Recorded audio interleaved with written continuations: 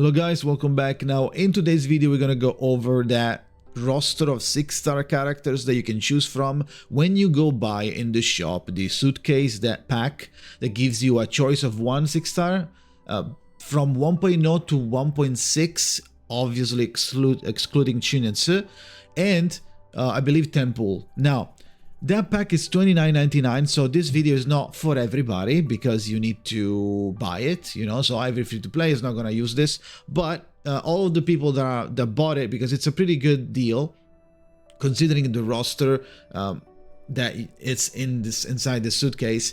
So I'm gonna make a video talking about these characters and who should you pick up or not, right? Now, first of all, let's go ahead and check it. You will have this in your inventory. On the consumables, you will have this one. Be sure to select whatever character before October 31st. Otherwise, you will pop and you will not get any character. So you can't wait. You cannot wait to a new patch to come in and open it then, because then it will contain a sold. No, it won't. So it's not like a change, like it doesn't change over time. This is the roster. Now I will tackle two different scenarios because there is no way for me to know and to make it so everybody has their side, their specific roster counted in this video. So there's no way for me to know how many portraits you have, who do you have, who you don't have, so especially the portraits. So I'm not going to go and say, oh, but this character skyrockets in value if you have P4 and you get one more copy, so now they're P5, right? I'm not gonna do that. I'm gonna do two scenarios. You either have no character and you are buying this pack to get your very first copy of the character, or the second scenario, you have everyone and you are wondering which one you should get P1 for. Okay, first of all, the scenario where you don't have every character. So as you can see here, we can see that there's many juicy characters. There's Tooth Fairy, there's Melania, there's Pickle, 37, there's Patodia, there's 6, there's Getian, and the other characters you might or might not need. Okay, also there's Ezra and Shemaine. Now the characters that are somewhat important, or well, not important, but they provide a good chunk of quality, are obviously Getian, 6, Spatodia, 37, I would say Tooth Fairy, Anna Lee, and I am biased, but Medicine Pocket is unironically the most slept on healer. Obviously, it's not as good as Vila by far, obviously, or as Tooth Fairy, but do not pick them up. But if you fail to them at some point, try them out. Okay, there was just a little special mention. This is not included though. So, and then I would say Shemaine is okay and Ezra is okay as value. Now, let's go a little bit deeper.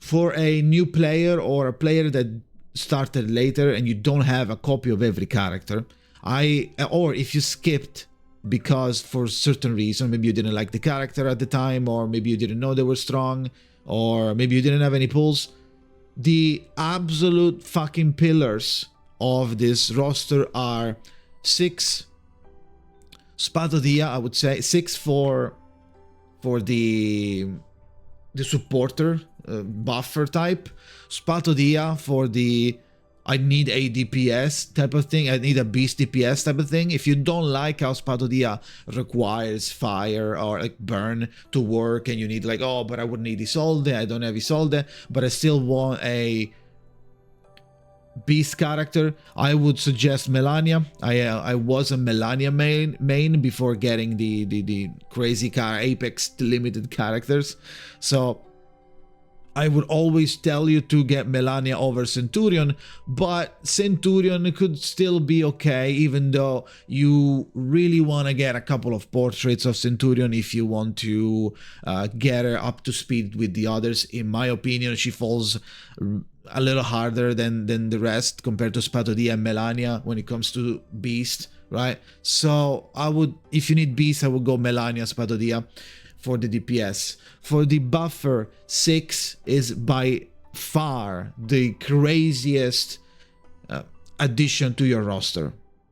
He debuffs the enemy tremendously. He buffs every allies. He purifies whatever negative status you have on the ally. The moment you touch them with your buff, you also deal a decent amount of damage during the ult.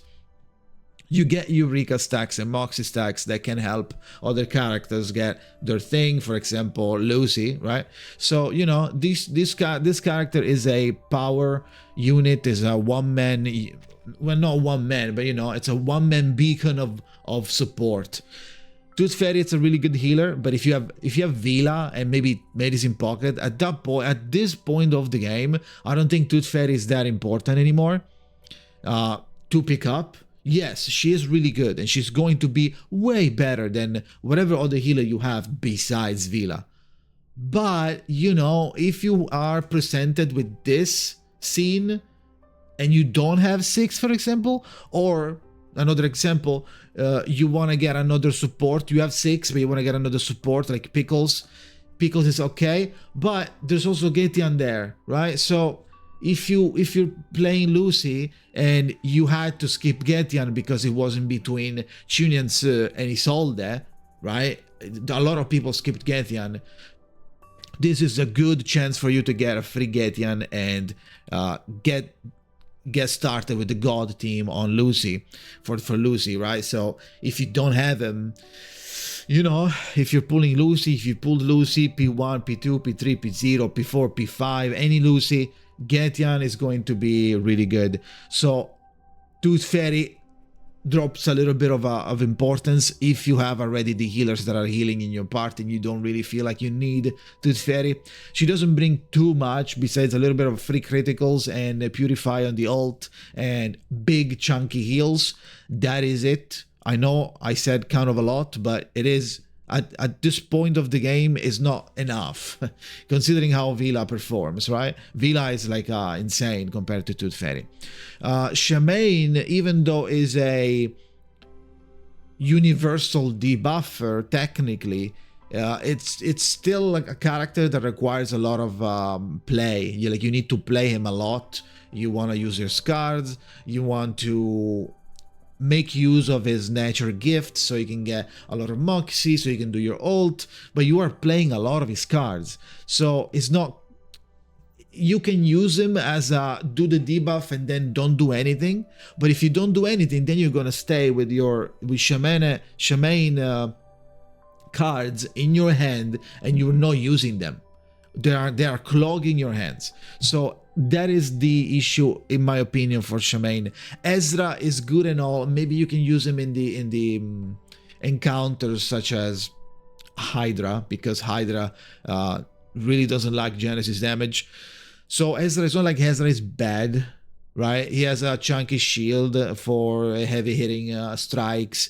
He debuffs the enemy. He does a decent amount of damage because the damage that he deals on his bubble shot is scaling on his HP. So if you build him as a Giga HP haver, is going to do a good chunk of Genesis damage, but it's not a character that you need. But you can keep in mind if you have every other character and you would rather get a new unit instead of a P1, okay? Which is what I would like to do. However, now we transition. Oh, another character before we transition. Another character that is worth mentioning is Anna Lee. If you don't have her and you would like to get your first Anna Lee, it is a really good character. However, I wouldn't use her too much. I wouldn't count too much on her if you plan on playing her with Marcus, because yes, for the incantation part only, because yes, she technically could improve the incantation of Marcus, but it's random after you do the ult, because her incantation empowerment from her switching between the two stances is only for her cards. The only incantation empowerment that you are getting is there is for everybody. It's random card for everybody, but this stance is only acquired after you do the ult. So if you are using her just because of the power empowering condition for Marcus, then don't pick her up. but she's really good. She can do a decent amount of damage. She can stun on the rank 2 of the electric thing that she throws. She can do a decent amount of AoE damage on the ult. She empowers her cards, as we said, and she also, her buff is also a defensive buff. She buffs the damage, and she also buffs the damage taken by us, which is like reduces it. So we take less damage. The other characters, even though they're good and all, right? It's a little weird. Pickles, it's good, but if you have a necrologist, and almost everybody has a necrologist, I don't feel like Pickles is that big of a deal, of a crazy unit that you need to add so absolutely to your team. Nah, to be honest. Especially if you have Necro P5, then Pickles loses value tremendously, in my opinion. You could pick up Regulus, but, you know, she kind of fell off a little bit. We are going to wait until she gets her buff in 2.2, but they're not 2.1, but it's not perma yet. So Regulus is going to be okay, right, for a very long time, and I don't think you should care or get Regulus here. 37 is a little bit of a wild card, because technically she's not like insane, wow, crazy damage, but she is the Genesis unit. She does a lot of Genesis extra hits. She does the follow-up attack. A lot of characters that you might have are going to trigger her Eureka, and everybody knows that we are basically, Reverse 1999 is basically a babysitting 37 simulator. Every character is sitting around 37, and they wait their turn so they can babysit her. Okay, now it's my turn. Winsong with 37. Okay, now it's my turn. Chunansu comes in. Okay, now I tend to 37. And then it's like Lucy comes in. I too can babysit 37. So yeah, she was still very relevant. So this is definitely an option if you have everybody else and you don't really give a fuck about some specific scenarios, and you never picked up 37 and it's pissing you off that all of these characters that you have could work with 37 but you don't have her. In that case, yeah, go ahead. Now, this is the picking for the first time. This I wouldn't care, to be honest. Picking for the first time, I wouldn't pick up Jessica for the first time because Jessica is now officially abandoned by Reverse. For now, it's officially abandoned. TBD, to be determined whenever we get some Jessica units. Probably never, because with Tuesday, they clearly stated that they don't give a fuck about Jessica. They are basically going for a full dot team. Maybe a new unit in the future will come in that it's a DPS and it's also making use of all of those Tuesday poison stacks. Who knows what's happening? Anyway, I wouldn't pick up Jessica. If you have Marcus, I wouldn't pick up Jessica. However, if you want, you could, but you know, it's not the best choice out of this. Now, let's go to the second scenario really quick, because there isn't that much to say. On the second scenario, when you have every character and you're wondering which one to do P1 for. No P3, no P4, P2, no, P1 only, because I don't know who you have. So I'm going to say which P1 is the best to pick up here. Now, the first, and in my opinion, the chunkiest value, the chunkiest spike in power, which was also yesterday confirmed by Zero, which provided us with a juicy document that I will show you, but I'm gonna say it because I knew it before. Getian P1 is the highest value in this if you're trying to get a copy, because Getian is going to P1 is going to extend the duration of his array by 1 turn. This means that whoever is playing with Getian, they're inside, if they're reality damage, they are inside the domain for 1 extra turn, which implies that you are getting the debuff of 40% damage up while in the domain for 1 more turn for a total of 3 turns. which is pretty big, you have one more turn of plus 40% damage. That's cracked, right? The other characters, P1, are kind of whatever. Is basically most of them is a little bit of a percentage up on their cards, a little bit of this, a little bit of that, but it's very minimal. For example, if we go and check Spadodia, I don't remember Spadodia, I'm gonna read it right now. P1, critical damage on Little Boxer, which is the first skill.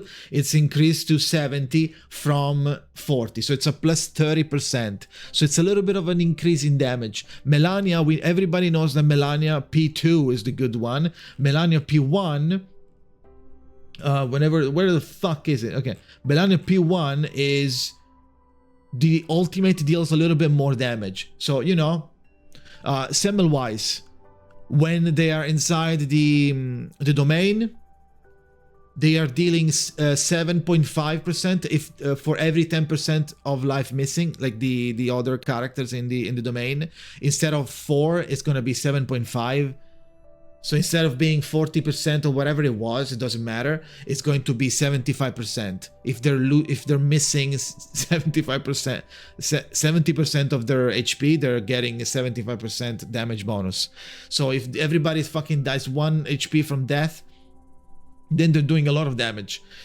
So, you know, the P1s are a little weird. 6 is also pretty irrelevant. It makes it so you need less Eureka on your counter to do maximum damage on your ult, and the ult deals a little more damage because of it counts 1 more stats down. I believe at the time I used to say if you get P1, you get 1.4k%, but maybe I remember wrong. But this is a DPS increase for 6. Who cares, right? Let's see 37. 37 is critical rate boost when she enters battle. Wow! Instead of being instead of being 20%, is 40%. Oh my god, which could be okay, but if you are comparing it to Getian, do you understand now the vibe? So Getian P1 is insane value, especially if you're picking up Lucy, okay? So in my opinion, overall, between all of these characters, if you're wondering which P1 to get, right? Let's check Ezra finally, because I don't have Ezra, so you know. When entering battle, additional Eureka +2. Each mushroom recovery amount is increased to 12% or lost XP. A little bit more damage when you do the blast. Also the recovery amount. And you get +2 Eureka when you enter battle. Instead of gaining 2, you gain 4. Could be helpful, but you need to be an Ezra enjoyer, otherwise there's no point, right?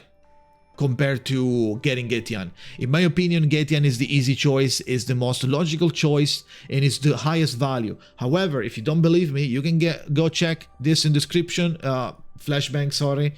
And you can see all the characters up until, I believe, 1.7. Yeah, because it says Winsong. You can check which portrait is the craziest increase. And you can see Getian Portrait 1 is pretty fair, pretty noticeable, because it's 1 more turn. The others, Portrait 1, Centurion, Druvis, this is like an increase in damage, but in on 1.9 on the 1.9 state of things, you don't care about Portrait 1 of Centurion and Druvis. Sure, if you're a Calabauna main, you can get P1 Calabauna for the 4 planets, but you know, to be honest, I still think, in my opinion, that the Getian Portrait 1 is pretty good. Now, Isolde P1 is crazy, but Isolde is not in this.